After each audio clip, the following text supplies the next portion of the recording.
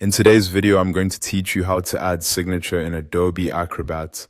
If you need to sign a PDF quickly and neatly, Adobe Acrobat makes the process very simple. In this walkthrough, I'll show you how to open the signing tool, choose the signature style that works best for you, and save it so you can place it onto your document. To get started, open Adobe Acrobat and make sure the PDF you want to edit is already open on your screen. This is important because you'll be adding the signature directly inside that file. Once the document is visible, take a moment to locate the Tools panel so you can move smoothly through the next steps. On the left-hand vertical bar, look for the pen tip icon. This is the signing tool. Go ahead and click that icon to open the signature options.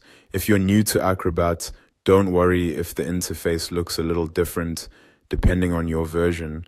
The key thing you're looking for is the pen-shaped icon that gives you access to fill and sign features. After that, click on Add Signature. This opens the signature creation window where Adobe Acrobat gives you a few different ways to create your signature.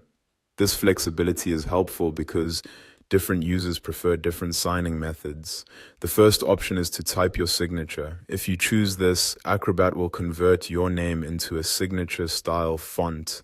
This can be useful if you want something quick, clean, and easy to read.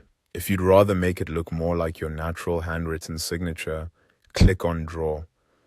Then use your mouse, trackpad, or touchscreen to draw your signature directly in the box. If your first attempt doesn't look right, take your time and redraw it until you're happy with the result. A slower, smoother motion usually gives you a better looking signature. Another option is to click on Image and upload a picture of your signature.